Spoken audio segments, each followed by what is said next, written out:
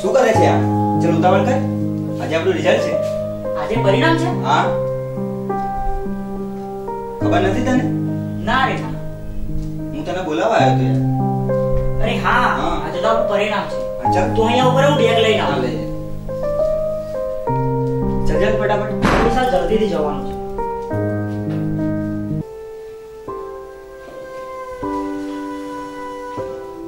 અરે વસંત, શું થયું? આટલા બધું ઉદાસ કેમ છે?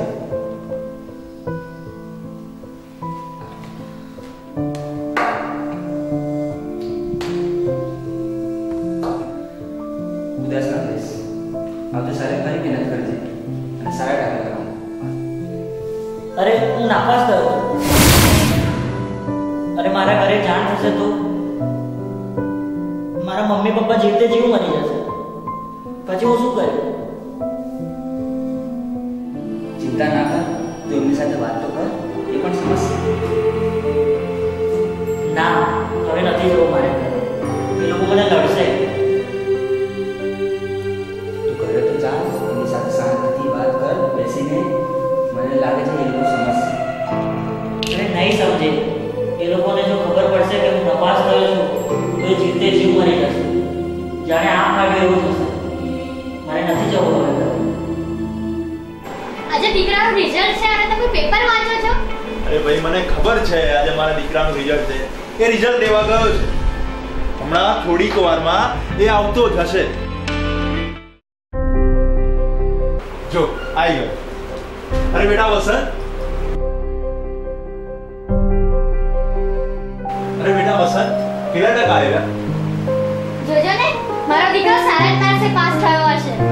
તમે તો ઘરે નથી રહેતા, પણ હું જોઉં છું કે કેટલી મહેનત કરે છે. અરે પણ મને તો પૂછવા દે, શું રિઝલ્ટ આવ્યું તારું? મને ખબર છે એની મહેનત તો પણ એને મીઠું જ પડ્યું હશે. તો બેટા વસંત, તું કેમ રડે છે? વસંત, ચાલો. શું થયું વસંત?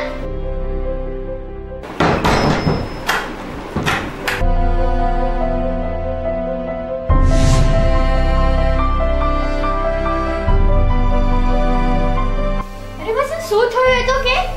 બેટા વસંત, હું શું મોડું લઈને બહાર જાઉં? મમ્મી પપ્પાના બધા જ સપનાઓ પર પાણી ફરી ગયું. એ લોકો મને શું બનાવવા માંગતા હતા? મારા મમ્મી પપ્પા પેટે પાટા બાંધીને કોઈ પણ શોખ પૂરા કરતા હતા મારા.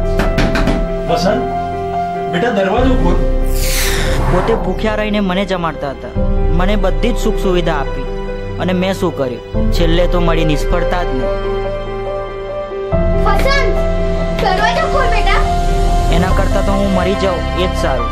હું એમના પર બોજ તો ના બનું. હું એમના પર બોજ ના બની શકું.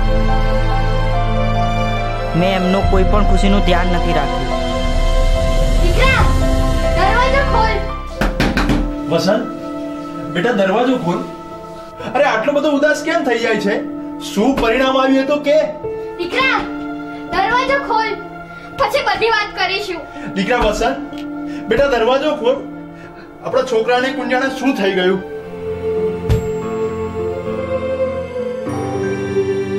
દીકરા, દરવાજો ખોલ.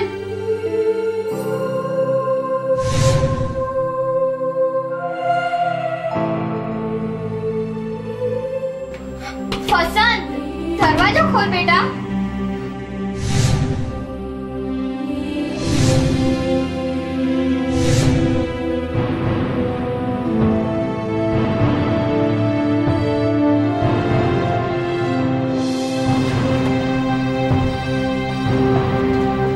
બેટા, અરે વસંત, વસંત શું થયું? વસંત, વસંત, વસંત શું થયું?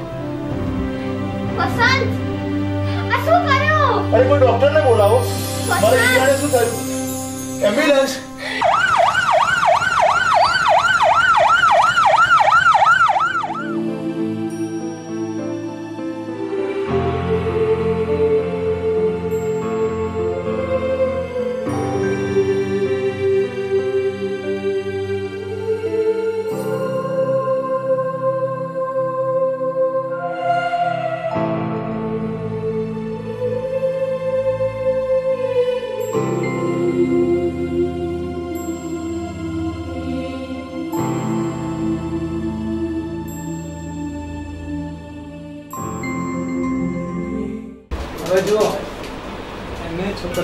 ગેમની ગોળી ખાધી, લગભગ ખાસી ગોળી ખાધી હોય એવી લાગે છે.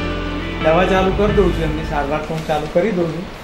પણ આમાં કેવું છે કે આ એક પોલીસ કેસ કહેવાય, એટલે એની FIR થશે. તમારે પોલીસ સ્ટેશને જાણ કરવી પડે. એના માટે સારવાર હું ચાલુ કરી દઉં છું. બરાબર, એની ગંભીરતા સમજીને તો પોલીસ ચોકી પર વાત કરી દઉં છું અને સારવાર માટે તમારી ચાલુ થઈ જશે. હા,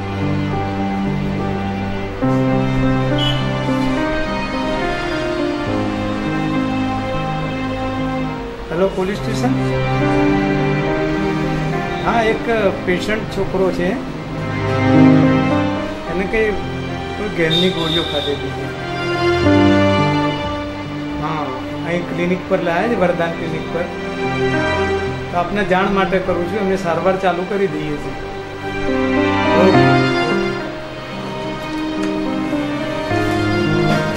ડોક્ટર સાહેબ, મારા દીકરાને બચાવી લો. એના જેટલા પણ પૈસા થશે એટલા આપવા હું તૈયાર છું, પણ એને તમે બચાવી લો. ડોક્ટર સાહેબ, મારો દીકરો મારું જીવન અને મૂડી છે.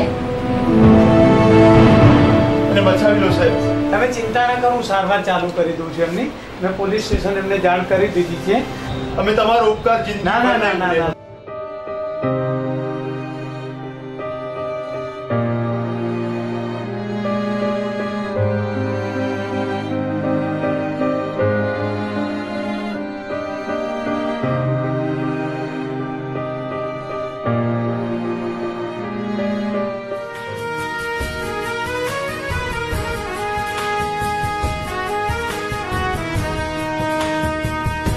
એસીપી રાઠોડ, આપનો ફોન આવ્યો તો ઓલા છોકરાએ દવા પીધી.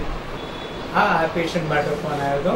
હવે એને જે દવાની લીધી છે એ સંબંધી મેં આપને ફોન કર્યો હતો ત્યાં આગળ પોલીસ સ્ટેશન ઉપર. અને હાલ કેવી તબિયત છે એની?